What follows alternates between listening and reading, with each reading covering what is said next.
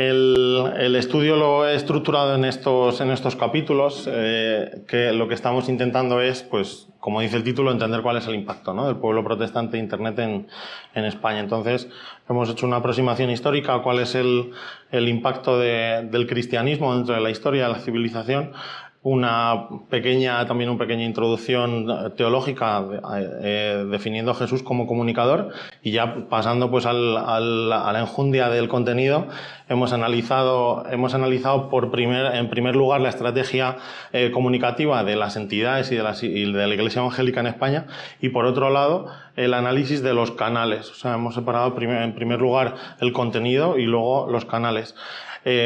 Seguidamente hemos hecho un análisis más genérico, más general del protestantismo en Internet, con unas herramientas de las que se utilizan habitualmente en el ámbito profesional, y seguidamente pues comparado también con otras confesiones y religiones, para también acabar haciendo una conclusión o una serie de recomendaciones.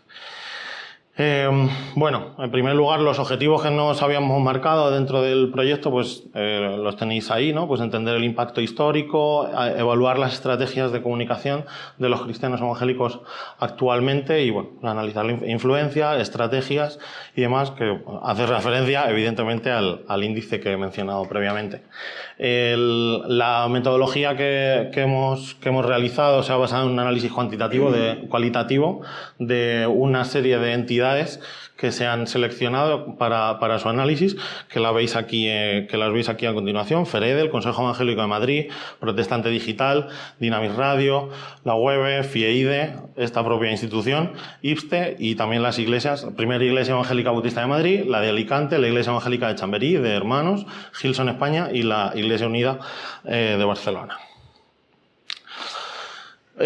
Bueno, sin querer detenerme demasiado en la aproximación histórica, pues encontramos que tenemos las universidades, tenemos el pensamiento filosófico, ¿no?, la filosofía, la arquitectura y la educación cristiana como ejemplos de lo que el cristianismo ha supuesto como influencia dentro de la historia. Pues en el caso de la propia universidad, tiene un origen dentro de las escuelas catedralicias del siglo XI.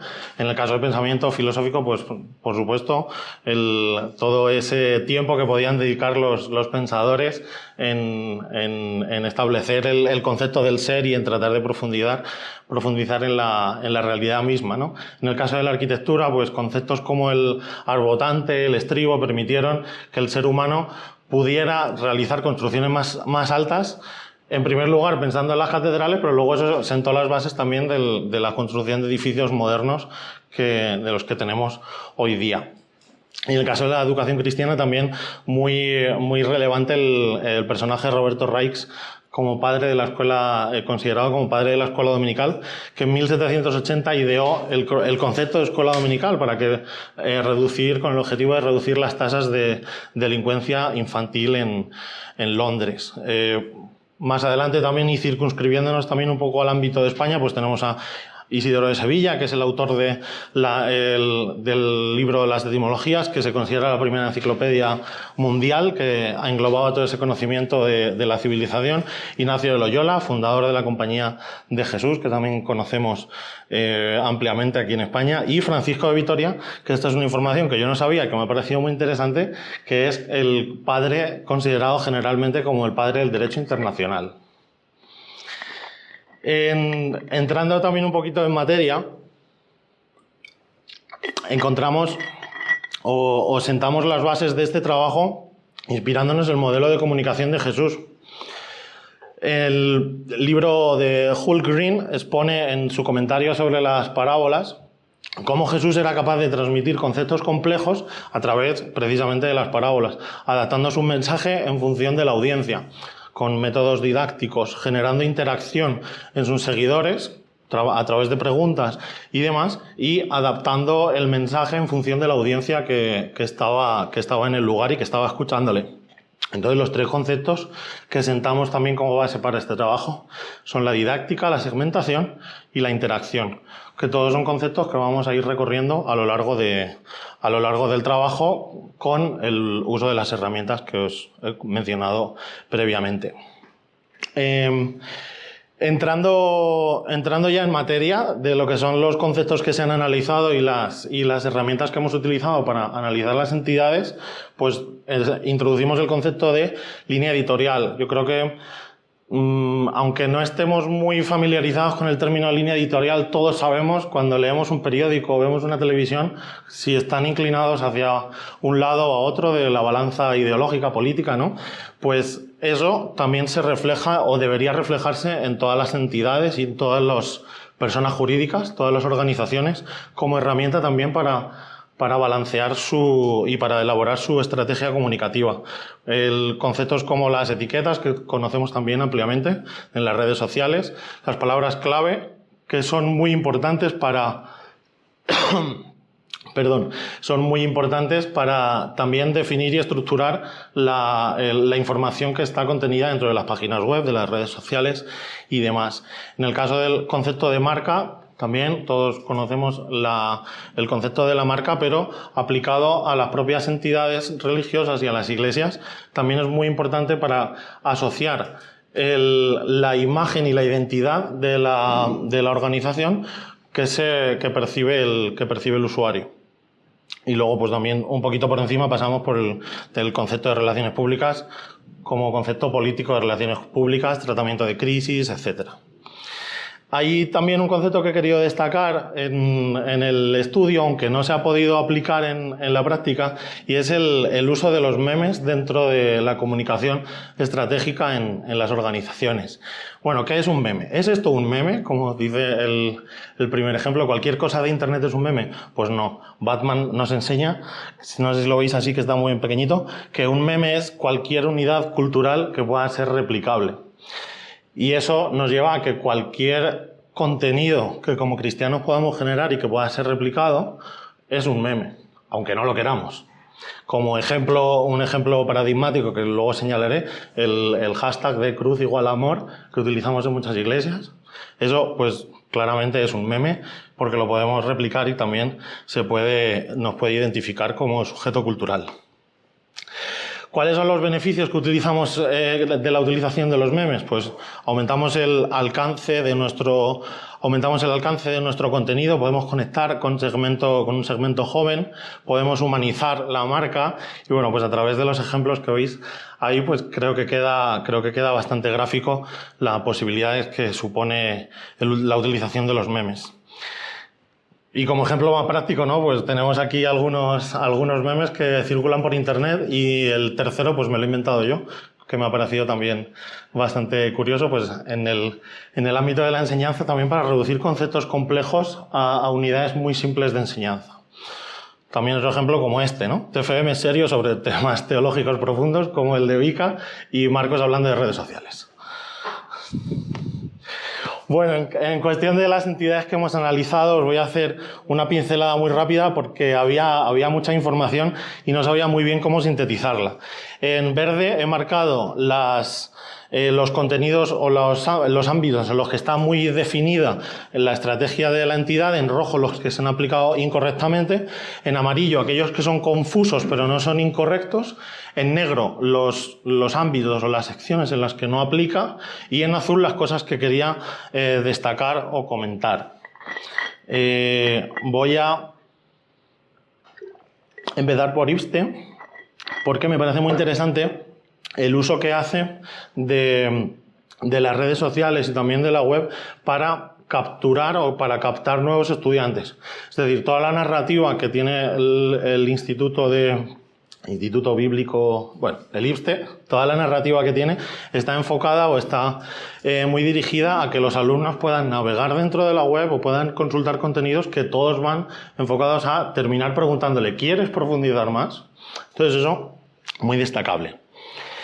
En el caso de la generación de marca y comunidad, pues destaca también el ejemplo de la facultad, no porque esté el I entre nosotros, pero sí que destaco la importancia de la generación de comunidad y de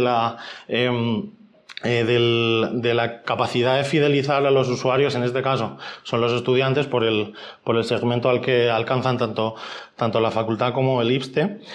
Y luego en el ámbito de las relaciones públicas, que es el tratamiento de las crisis, pues mencionar FEREDE y el CEM también como sujetos de tratamiento de este tipo de situaciones en las que hay que interlocutar con los medios de comunicación o que hay que hablar con los gobernantes autonómicos o regionales para elaborar este trabajo, que también es importante.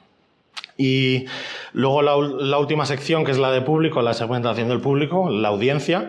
Destacar, pues, tanto FEREDE, que se enfoca a todo el público cristiano, o sea, a todos los cristianos de España, y destacar la WEB y IPSTE también, porque el público que utilizan es definido y además se nota que está bien definido. Las comunicaciones de la WEB están enfocadas a sus miembros y a los miembros de las iglesias. No buscan alcanzar a gente de fuera, porque lo que tienen que hacer es potenciar la comunicación interna y fidelizar. En el caso de IPSTE, pues lo mismo, su público definido son los estudiantes. No tanto en la facultad, porque a veces en el caso de la facultad se puede... encuentras a veces comunicaciones institucionales y también comunicaciones de parte de la comunidad, o sea, para la comunidad, etcétera, pero bueno, aún así no es malo, simplemente a veces se nota como algo difuso. En el caso de las iglesias, pues como el alcance que tienen es mucho más reducido, no hemos podido hacer un análisis o trazar un análisis tan detallado en el caso de su estratégica. Sí que, bueno, mencionar que en el caso de Hillsong España la estrategia que tienen es muy buena. Es verdad que es por un motivo principal, y es que se basan también en la estrategia que le marca la casa, ¿no? Hillsong Australia o Hillsong Internacional, casi al puro estilo de lo que sería una franquicia, como la publicidad que hace McDonald's dentro de la casa, ¿no? Como había mencionado previamente, pues quiero poner en valor el contenido, ¿no? El meme de Cruz igual amor. Creo que es algo que surgió como idea dentro de Hillsong Australia hace muchos años. Lo consulté con el community manager y es algo que llevan muchos años trabajando, muchos años asentando, y de hecho se ha utilizado por otras iglesias y por otras entidades, y hasta el punto de utilizarlo como eslogan en Semana Santa y demás, para también marcar identidad dentro de la sesión de lo que es la época de la Semana Santa, para marcar distancias con la Iglesia Católica. Bien, pues a continuación entramos y vamos a pasar un poquito por encima de los activos digitales, porque yo creo que todos estáis familiarizados por lo menos con todos los conceptos que se trabajan de página web, redes sociales, etcétera. Pero aquí sí que quiero destacar que lo que se ha estudiado, lo que se ha investigado, son los contenidos, la calidad de la información, el diseño, la seguridad, etcétera, y destacar en este caso positivamente a FEREDE y la estructuración de la información para que los usuarios, para los sujetos usuarios de la información la tengan accesible. Y en el caso de los mejorables, pues destaca Dynamis y ahora mismo el incumplimiento que tienen de la Ley de Protección de Datos, la Iglesia de Alicante, que tiene la web rota en un porcentaje alto de enlaces, ¿no? En el caso de redes sociales, ¿qué es lo que hemos estudiado? Aquí sí que ha sido un análisis más cuantitativo, porque la estrategia de comunicación ya estaba previamente determinada, ya estaba previamente analizada, y hemos estudiado el número de seguidores, las interacciones, el engagement. Para el que no lo sepa, el engagement, bueno, no lo sabéis porque lo estoy explicando, evidentemente, disculpad, es la tasa de interacción. Es una relación porcentual en el que se suman todas las interacciones y el número de seguidores total. Eso nos da como resultado un porcentaje, y así es como ha estandarizado en el ámbito de las redes sociales, se ha estandarizado que se pueda medir el éxito o fracaso de una publicación o de una cuenta de usuarios en redes sociales. Entonces, ¿qué nos encontramos aquí? Pues la primera conclusión, que estaba más detallada en la tabla que he adjuntado en el documento, es que Twitter o X está muy a la baja en todas las cuentas, no hay nada de regularidad y todas se están abandonando. Las más relevantes en cuanto a seguidores, Protestante Digital y Dynamis, que tienen entre 50 y 70.000 seguidores, pero tienen un engagement bastante bajo. En el caso de la web y la facultad de la web, tienen menos seguidores, pero el engagement, el seguimiento, es mucho mayor, por lo que he mencionado antes, ¿no? Porque el esfuerzo que hacen en generar comunidad genera o produce que el engagement sea mayor. YouTube lo he analizado también como una herramienta aparte, de manera cualitativa, porque era complicado también ver todos los contenidos, dividir, calcular el engagement y tal, y lo que nos ha arrojado como resultado es que el uso de YouTube es bastante difuso. En el caso de las entidades queda más en segundo plano, y sin embargo las iglesias lo utilizan con mucha asiduidad para poner los cultos en abierto, para hacer cortes de información, o pequeños devocionales que publican cada día, o los shorts, que son dentro de YouTube unos vídeos verticales que son más ágiles y que se pueden consumir más rápidamente. Si nos vamos ya a todo lo que sería el estudio de Internet, o si lo podemos decir entre comillas, como si Internet fuera un lugar en el que podemos entrar a consultar qué hay, como si fuese una librería, primero, y lo más destacado, lo que he querido poner más en valor, es el hecho de que en la Wikipedia las entidades que hemos analizado tengan un artículo. ¿Por qué? Porque Wikipedia se ha generalizado que es la enciclopedia global y es la fuente de conocimiento casi primaria a la que un usuario puede recurrir. Incluso un buscador como Google, cuando tú metes un término de búsqueda, si os habéis fijado dentro del navegador del ordenador o del móvil, la primera, un tarjetón que muestra como resultado, esa información la has extraído de la Wikipedia, la has sintetizado y te la está pintando, ¿no? Pues si estás, no sé, buscando información sobre pones protestantismo en Google, y lo primero que te va a salir es esa síntesis que Google ha hecho sobre el artículo de la Wikipedia. Entonces, poner en valor el hecho de que las entidades tengan su propio contenido, tengan su propia entrada dentro de la Wikipedia, que esté bien estructurada, que esté completa y que esté bien documentada. Que esté bien documentada es casi lo más importante dentro del ámbito de la Wikipedia, también para ofrecer fiabilidad en la información que se está mostrando. Bueno, a continuación, dentro de este análisis del impacto que tenemos en Internet, he utilizado la herramienta Google Trends. Google Trends es una herramienta gratuita a disposición de todos los usuarios que compila o condensa toda la información que Google extrae sobre el uso que hacemos nosotros del buscador para, con ciertas limitaciones, ofrecernos una comparativa de información. Así pues, he cogido términos que podrían estar contrapuestos entre sí, por ejemplo, Halloween y el Día de Todos los Santos, y la gráfica que muestra de los últimos 5 años, pues se ve que Halloween arrasa frente al Día de Todos los Santos. Halloween está en azul y el Día de Todos los Santos en rojo.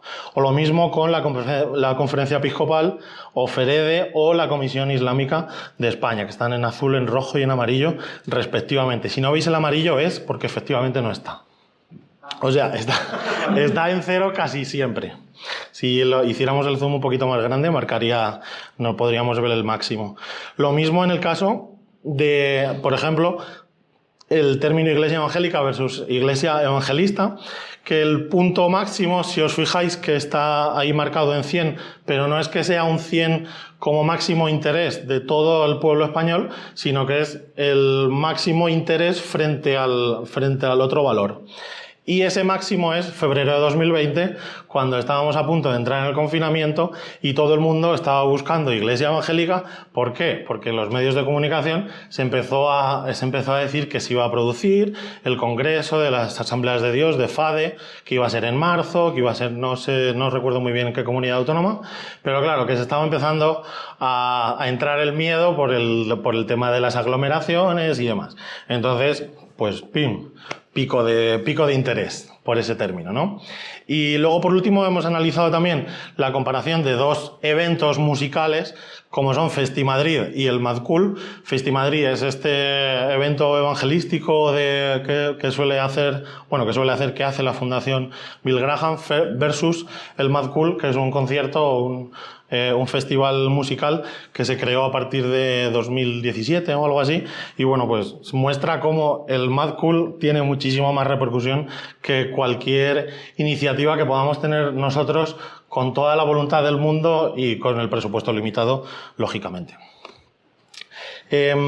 Vale, Voy a avanzar muy rápido. En este caso, un análisis también de lo que suele ser la oferta y la demanda en el ámbito de la publicidad digital. Simplemente mostrar que el coste por clic, para que os hagáis una idea, es lo que le pagaría una empresa a Google porque tú cliques dentro de su buscador, está en 1,7 euros versus términos que pueden ser iglesia cristiana cerca de mí, iglesia evangélica, etcétera. Estamos hablando de un factor de casi 5, casi 6. En el caso de la inteligencia artificial, y estoy ya casi fuera de tiempo y os pido disculpas, hemos hecho 5 preguntas a las inteligencias artificiales, que son estas, a ChatGPT, Microsoft Copilot, Google Gemini. Son ejemplos, o sea, son información de las entidades que hemos analizado, y la que mejor ha funcionado ha sido Google. Y en el caso también de preguntas que son teológicas, perdón, la cuarta y la quinta son preguntas más teológicas, la verdad es que ambas han respondido de manera bastante acertada. Luego lo que es información puntual o información más actual están más desactualizadas porque no se puede encontrar esa información con más facilidad. Bueno, ya para terminar, en el catolicismo, bueno, querría destacar simplemente que no es fácil encontrar información de comunidad, o sea, redes sociales, cuentas, canales de YouTube y tal, entre el catolicismo organizado. ¿Por qué? Porque como la comunicación está absolutamente jerarquizada, pues carece de sentido, además que no tienen permiso. Pero sí que cabe destacar un fenómeno muy interesante, que es el de Hakuna, que surgió por de la recomendación de Francisco, que dijo al acabar la Jornada Mundial de la Juventud, en 2012, dijo: hagan lío, salgan a las calles a vivir el Evangelio. Y a un señor de la parroquia de San José María de Aravaca, pues dijo: vamos a hacer un grupo de música. Y hace 2 años juntaron a 8.000 personas en Vista Alegre. Más que nosotros. Bueno, también destacar dentro del catolicismo que como la comunicación institucional no está autorizada, los propios párrocos y curas crean perfiles personales que tienen una cantidad ingente de seguidores, como por ejemplo SM Dani, que tiene 98.000 seguidores, Damián María Voz, con 789.000 seguidores, bueno, una locura, en comparación con lo que podrían ser cuentas personales nuestras. En el Islam, muy poca presencia. ¿Por qué? Principalmente porque el Islam no busca extender su mensaje. Ellos no practican el proselitismo. En el caso del judaísmo, pues lo mismo. Como la religión se practica a través de la herencia de sangre, pues no aplica. En cuanto a las conclusiones, pues la conclusión principal, que ya lo habéis visto, no somos relevantes en Internet, o lo que es lo mismo, tenemos muchísimo porcentaje de grado de mejora.